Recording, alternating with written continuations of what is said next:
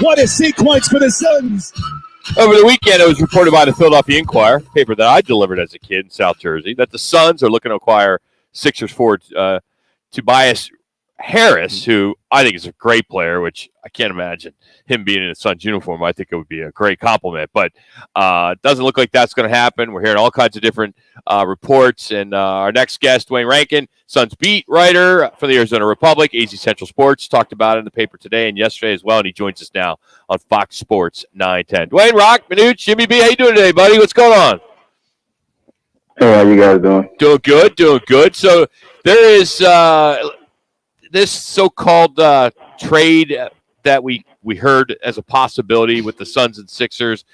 If it would have went down, do you think a Deandre Ayton would have been part of it if it would have went down? I mean, that's the only way it was going to go down. Yeah. I mean, they needed Ayton, whoever the third team was, or potential third team, that he needed to be involved in it. So that was the only way it was going to work. Sixers don't need Ayton. They got an MVP. He was a center. Yeah. So that was the only way that was going to work. So I mean, basically, I was told that the Suns didn't want Tobias. Really? So wow, that wasn't going to go down. Do you think Tobias would have been a good fit, or could be a good fit? I mean, if you trade away Ayton, and then you have Tobias as a 4. He's someone that can knock down shots. He's a decent rebounder. Yeah. But doesn't address that hole now you got in the middle, which means that, you're looking to, probably, I'm just, I don't know this for certain, but, looking at Landale obviously would be someone to consider. But, if you got those 4 guys out there, maybe it doesn't matter who does. Maybe it doesn't matter as much as who plays center. But you can't just have anybody out there. So, and plus you add more money if you bring in Tobias. Mm-hmm. Yeah, I mean, he's making $7 million more than Ayton. So now he's in the last year of the deal. So it could have been one of them where you got an expiring contract. But I mean, there's a lot to go over. But reality is, it would have been a good fit. Yeah, but you still got a hole there in the middle. Only thing that is interesting about it for me, other than that, was that Tobias used to be in the 4th option, and when he was at Philly, it was Harden. So in order, Embiid, Harden, Maxey. So he was used to playing in that role. So that might have been interesting to see him still in that role, but with a different feel, without the big guy in the middle. So, but not happening. That's it. You got it. Hey, Duane Rankin is our guest on the Right Toyota guest line. Duane, I really want your opinion on this. We know that they are going to keep Deandre Ayton. He was 18-10. Those numbers from most people would be absolutely sufficient now that you have the big 3. But it's Deandre Ayton who was a number 1 pick in the draft, and I think fans expected so much more. Can they get more, in your opinion, out of Ayton, or are his numbers going to drop even more because he's not going to get as many touches offensively? I mean, it's depending on the night. Like, you're looking at, I mean, if you're looking at Phoenix, if you really want to get honest, Durant has had injury situations. Booker has had injury situations. Beal hasn't been healthy his last couple of years. So there's a good chance there is a chance that one of those 3 might go through a stretch where they get hurt. And so that's when, in those moments, you would need Ayton to put up the quote numbers more than what he has averaged. But at the same time, it's more like, all right, be ready to catch, be ready to shoot. Mm-hmm. You're open, be ready to shoot. You're open, be ready to finish. You're open, be ready to knock down a high percentage shot. He's going to get high percentage shots playing with those 3 players. So he may not average 18, but he could be shooting a ridiculous number from the field because he should be getting open, efficient shots. Okay. So that's where the more is. The more may not be the numbers as far as like the number of points he averages. The more might be he takes 9, 10 shots. He should be making 7 of them because 3 to 4 of them should be right at the rim because the teams are collapsing on 3 guys who could score 30 in their sleep. Mm-hmm. So he should be getting, ridiculously efficient shots. So that means, maximizing those. Doesn't mean shooting bunnies around the rim. It means finishing at the rim because you're going to get those kind of looks playing with those 3 players.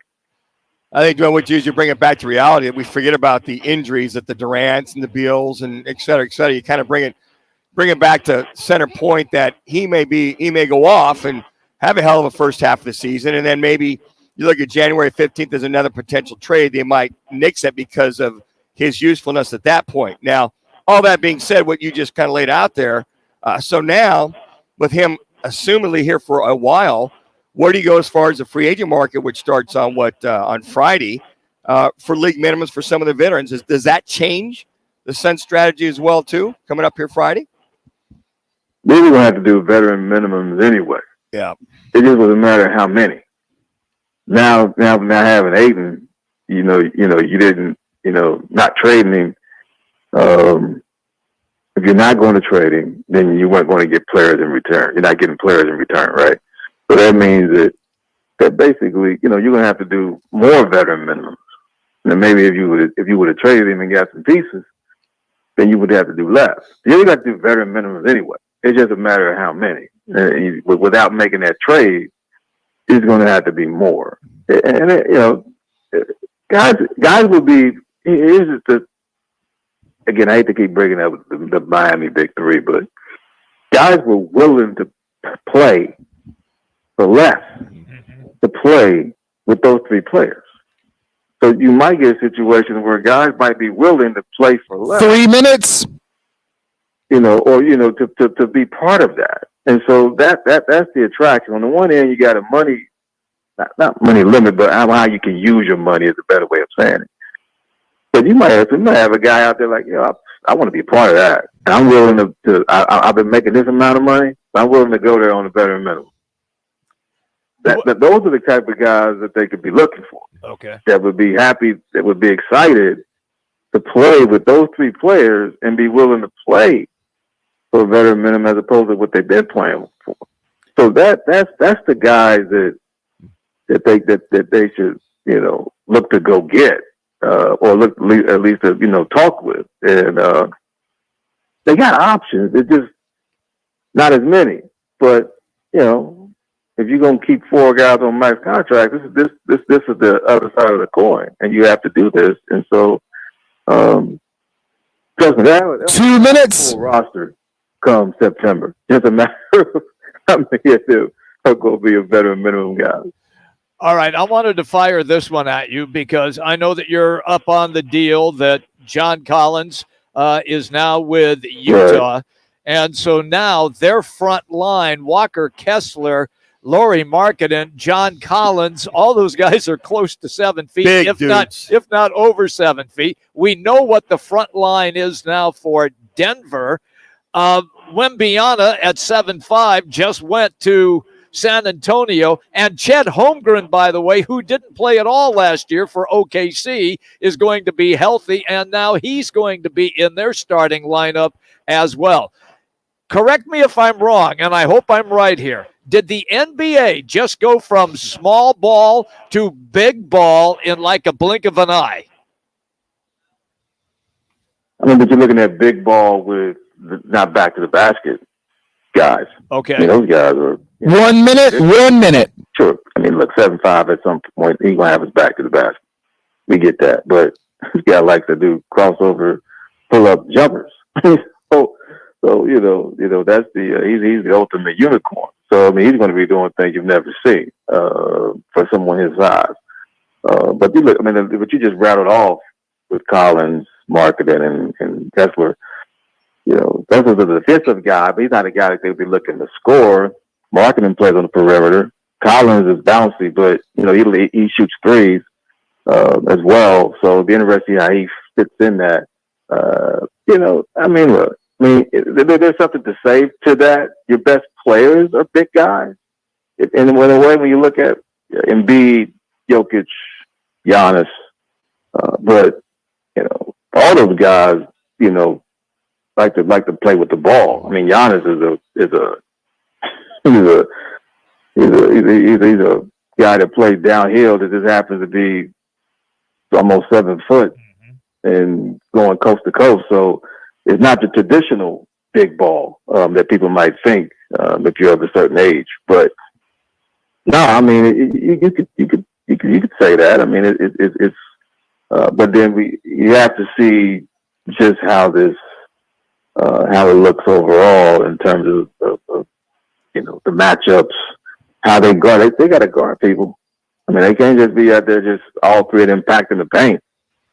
They got to guard somebody on the other end, and that's where a team like Phoenix would look at say Utah and go, okay, Lloyd Marketing, can you guard Kevin Durant? John Collins, can you guard Kevin Durant? That would be a tall order for both. He's Duane Rankin, Suns beat writer for the Arizona Republic, Easy Central Sports. You can follow him on Twitter at Duane Rankin. Duane, good stuff as always. Thanks for making some time for us today. We appreciate it. All right, guys. Y'all be easy. That's Duane Rankin, Suns beat writer, and he is